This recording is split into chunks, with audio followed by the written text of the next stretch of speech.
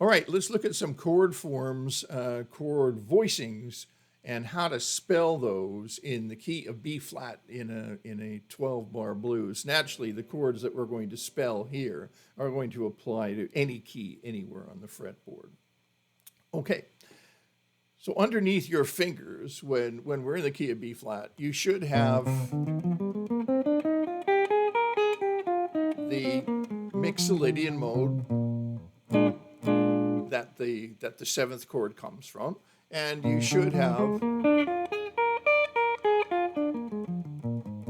the arpeggio as well, right? For each of the chords, so E flat 7 and Mixolydian mode, and then the arpeggio,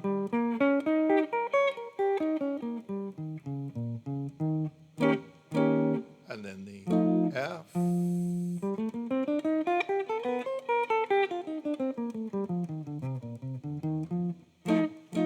and the arpeggio.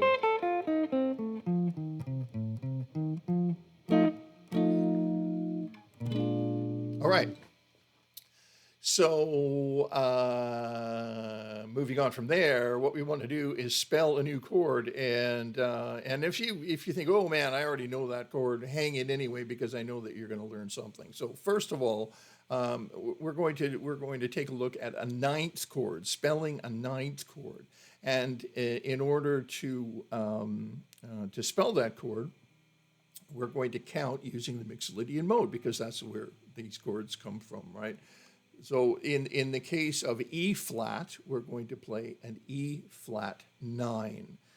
And let's take a look at this chord. There's an E flat 7. And this chord is spelled root 3, flat 7, and another root. We don't need two roots in this chord. So let's just get rid of this one and move it up a tone to the ninth, right? So 1, 3, flat 7, 8, 9. Okay, or I could count it like this: 1, 2, 3, 4, 5, 6, 7, 8, 9. And there's my 9 chord, E flat 9. And naturally, if I want to make this an F9, I just move it up a tone, right? Really a lovely chord sound. All right, cool. So there's the first chord is a 9 chord, and think of this chord, this seventh chord voicing when you're thinking of this 9 chord, because it's the same voicing with the exception of that one color tone, the ninth on the top of the chord. Okay, the next chord we're going to spell is a 13 chord, but I think before we do the 13 chord, I'm just going to take a look at the way I play this B flat 7 chord, because I don't think I've explained that before. This B flat 7 chord here has a root, a flat 7, a 3, and a 5. And that means it is only using one note in each case, like one root, one flat 7, 1 3, and 1 5, as opposed to a chord like this, right, which has redundancies, or this one. You know, there's just too much going on here. Here's a root, here's another root. Here's a 5, here's another 5, and here's a struggling, gasping for some space 3, and a gasping for some space 7.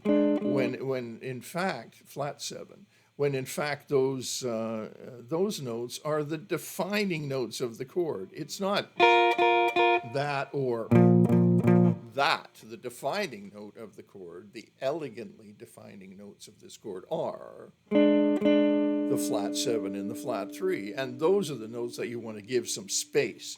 So that's why we get rid of, extra roots and extra fifths and stuff, because they're just overpowering, right? We're not doing, that kind of thing, right? Okay, so there's my voicing, my go-to voicing of a B flat 7 chord with only one of each of the notes in the chord. But I can even go further than that. We can eliminate the fifth of that chord, and thereby giving us just one flat 7 and a 3, right? And listen, I don't need that 5, right? And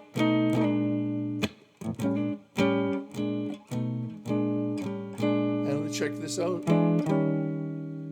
Right, that I still have these 2 fingers in common here for the change, right? See what I'm saying? There's my tritone, the flat 7 and the 3. I move them down a semitone and add a different root. Now, isn't that cool? And it's so comfy, and it sounds great, right? And I have to, change up if I want to play the 9. And then back to that.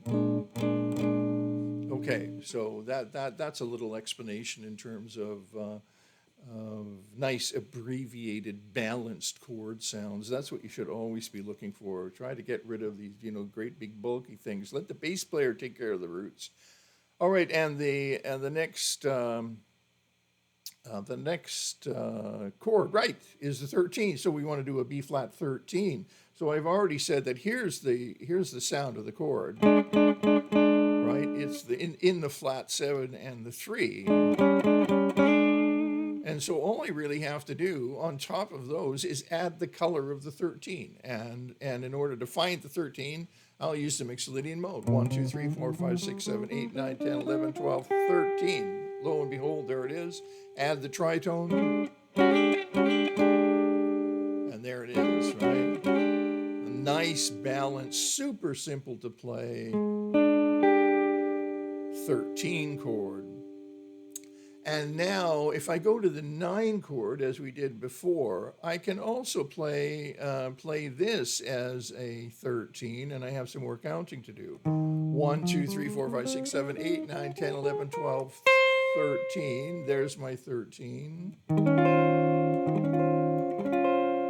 Right, and there's my chord, and I'm playing the root as well, but hey, let's get rid of the root we did with the last chord, and that's so much more comfortable.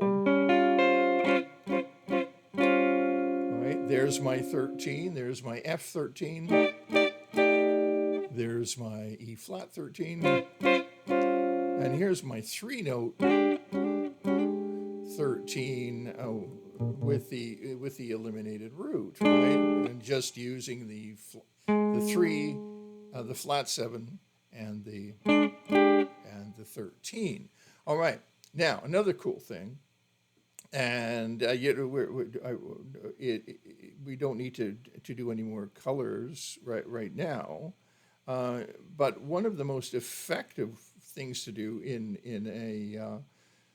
a blues comping style is to approach the chords from a semitone above. Naturally, you sort of have to do it at the right time, but there was one, right?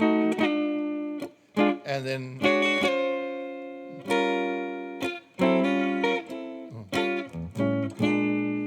I can also approach it from the a semitone below, semitone above approach.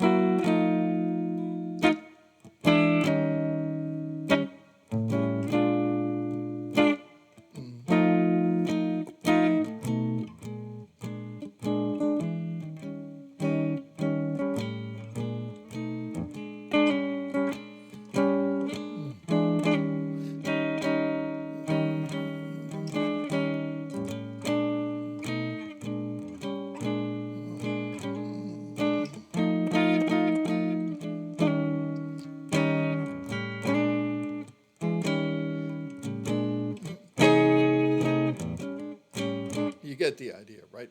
I'm trying to I'm trying to only use what we've covered so far, and that's sort of difficult. We haven't covered any passing diminished chords, for instance, and but as you can see, which start to link up the fretboard chromatically, but as you can see, just using these chords in with 13s and 9s and 7s in nice simple voicings that don't use redundant notes allows you to really voice lead the chords, and you can start to move the chords in semitones and get a nice walking feeling going, right?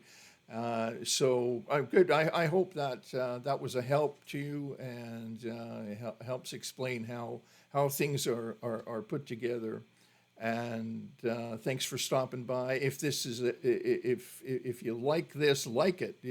I think there's a button down there somewhere, and you just press like, and bam. And the same thing with subscribe. But please subscribe if you want to hear more of this, and if there's stuff that you want to that you personally want to figure out, and you're not quite sure how to get there, let us know, and we will do it. All right. Thanks a lot for stopping by and sort of tearing apart the B flat blues with chord tones and blue notes.